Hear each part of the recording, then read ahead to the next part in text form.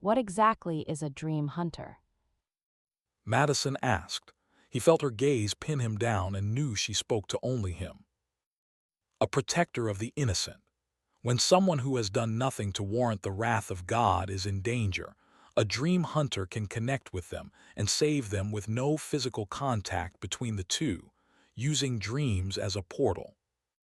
Brian sent a silent apology to Michael for taking the knowledge from him, but there was no way Brian would leave Madison's question unanswered. Gabriel let loose a low whistle. The new guy ripped that right from Michael's head. Impressive. I wondered if you could read minds earlier in your truck. What else can you do? She asked. I can impose my will on someone if it is in their best interest. I can send forth emotions if they will not cause harm. Well, those were the rules before. Right now, I just swim, drive, and volunteer. I try not to read minds, hate imposing my will, and only send waves of emotions if it will get me out of uncomfortable interactions. Said Brian. You read my mind today in the truck. He heard the low tone in her voice and knew that tidbit of information didn't sit well with her. Yes, I would like nothing more than to apologize for it, but I can't. The fear radiated off your body and I could not ignore it. She would have pulled you so deep within her subconscious you'd have experienced her death, and I could not allow that. She shrugged. Wouldn't have been the first time that happened. It was unacceptable. I was in a position to help you, so I did. She appeared to think over his words for a second before saying, We need to do it again. walking on a field of daggers would be an easier task than keeping up with the pace this woman set in a conversation. He didn't believe it would be in her best interest to delve into another dream session so soon after the first two that day, in addition to all the other internal conflict that she'd experienced with Uriel. No, Excuse me. she said. The shock in her voice let him know that she wasn't used to having her will denied. I cannot place you in harm's way after the day you've had. The look on her face burned into his mind as her gaze peeled layers off his skin. Her mouth tightened and her jaw clenched. There were times when doing the right thing was not the easy thing. A woman will die if you don't help me. She exclaimed through clenched teeth. Look around you, Madison. You're not alone in this. We might not be able to see the woman in a dream, but we can certainly find her the old-fashioned way, said Brian. She looked around her living room and tears filled her eyes. She buried her head in her hands and began to cry in earnest. He had no idea what caused the reaction, but it sent him into a panic to make whatever was bothering her better. He knelt in front of her. His hand hovered above her hair. He wanted to offer comfort but didn't know if she'd welcome his touch. Her soft cries shattered his heart and he knew if he didn't touch her, he'd explode. She stiffened when his hand stroked the length of her hair but relaxed at his touch. Hey, what is all this about? He asked. I'm so sorry for this. She whispered and only cried more. Brian looked to the other faces in the room for help. The three archangels mirrored his same confusion. The only one who showed any indication that they knew what was going on was Kennedy. Her lips curved northward and she smiled, which only added to the level of frustration Brian experienced at not understanding Madison. She's having a nervous breakdown. It will pass once the hormonal wave finds land. It's a chick thing. Kennedy said. Because I won't help her. He asked.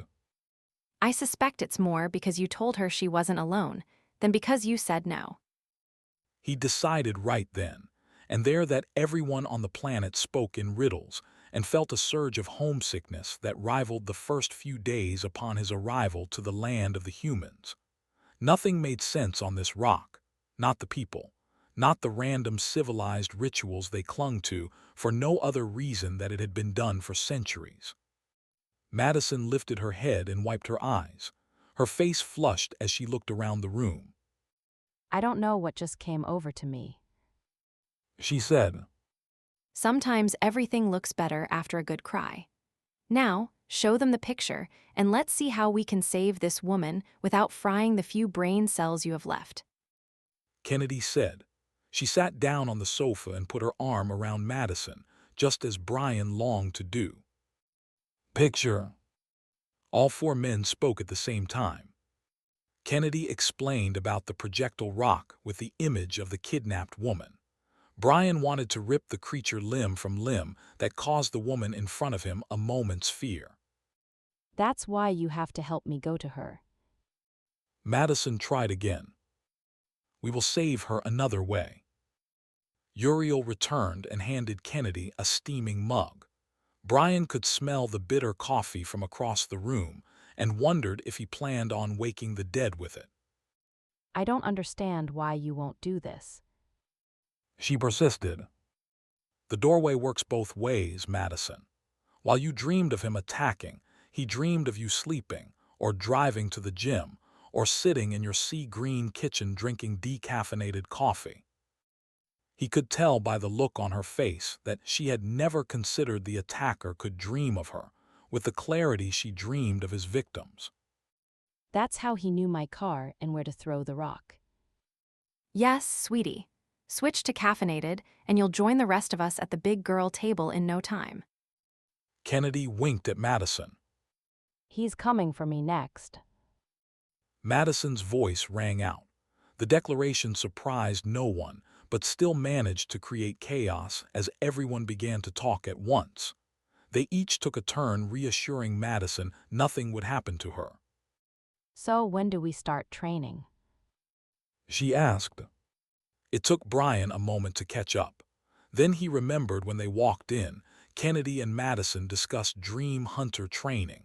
He turned toward Michael. We'll begin after a good night's sleep. If you will allow me to, I will block dreams to ensure a full night's rest, Said Michael. Madison chewed on her lower lip after Michael's offer. Brian hated to see her struggle, but hoped she would choose to rest her body. I'll sleep without dreams if Brian helps me to connect to her long enough to get her name. If they'd been playing chess, that would have been checkmate. He'd do anything to ensure that her body had time to heal from the injuries she sustained earlier and the mental trauma of angels, fathers, and random strangers. He knew if he stood his ground and said no again, she'd just do it on her own in her sleep when no one provided a safety net. Fine, get her name and get out. He said, though let everyone know. With his tone, it was under protest. Everyone else out.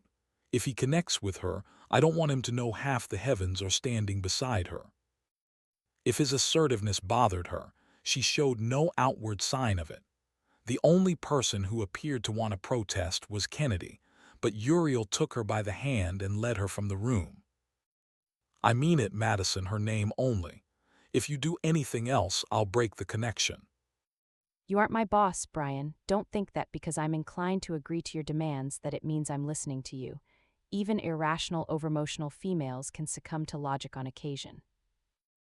If there had been any chance of his head swelling from being right, it would have popped and blew around the room like a deflating balloon at her words.